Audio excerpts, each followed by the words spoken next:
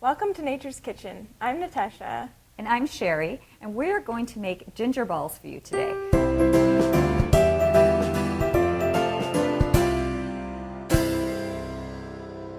So the flours we're using are all gluten-free.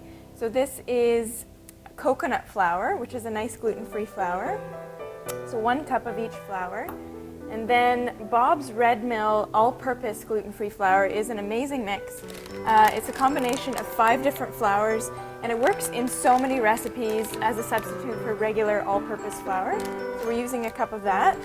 And then I'm going to add the baking soda. So this is an aluminum-free baking soda. And then some baking powder. And some Himalayan sea salt over here. And then the xanthan gum, which kind of acts as the gluten almost in the recipe. It kind of binds all the flours together. And then we're going to add all the spices that give us that delicious gingerbread flavor. Yes. So we've got ginger here, dried ginger. Gives it that nice spicy flavor. And then cinnamon, of course. Can't miss cinnamon in gingerbread.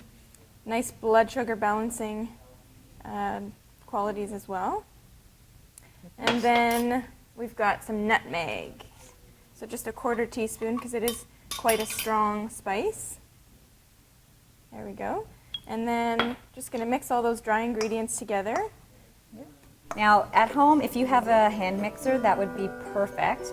We're going to use our food processor today, which you can use at home. I'm going to put our coconut oil in here. So coconut oil is what'll give this recipe a nice, rich flavor, kind of to a nice vegan replacement to butter. Then we've got our coconut sugar as well. So coconut sugar is a low glycemic index sweetener, and it's almost like a caramelly brown sugar flavor. It's really, really nice. And I'm just gonna blend this together. So if you've got your hand mixer, you're just gonna beat this till it's light. There we go. Thank you. Thanks. Let's get everything off the edge here.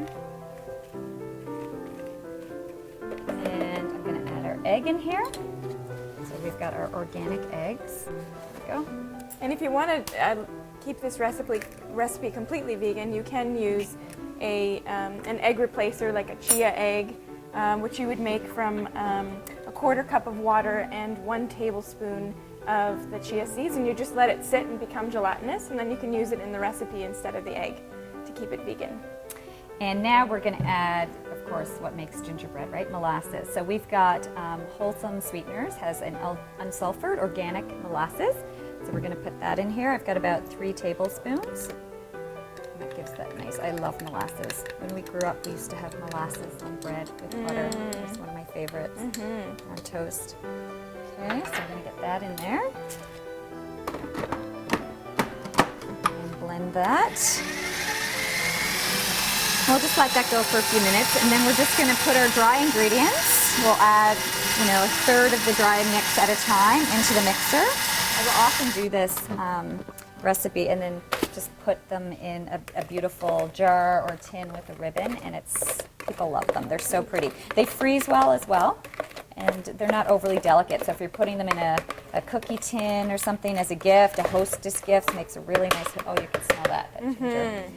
It's really great. So we're going to add maybe just a 1/3 of that. So we'll add a little bit at a time here and blend it in. Yep. There we go. Perfect. I'm just going to use a spatula and just get some off the sides here. Okay. Perfect.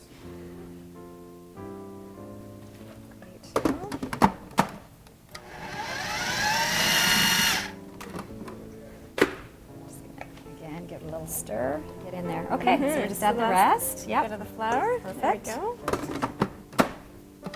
There we go. Okay. So the dough will be pretty stiff, as we'll see when I roll it out. I'm just gonna a great texture for when we roll them. Okay.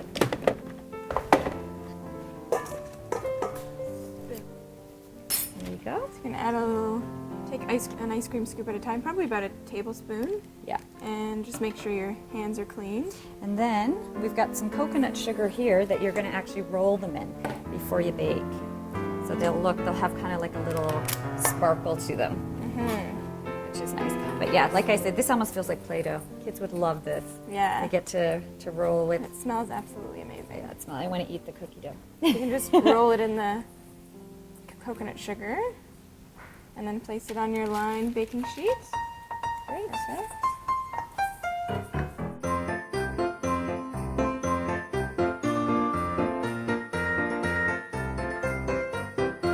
We've preheated the oven to 350 degrees. So we're just going to put them in the oven for about 10 to 12 minutes, depending on how big you make your balls. Yes, we would have gotten 24. We made them a little bigger, so we got Yeah. 22. But easily they'll make 2 dozen. So again, it's just the size. You can make them as big or small as you'd like. So we're just going to stick them in the oven.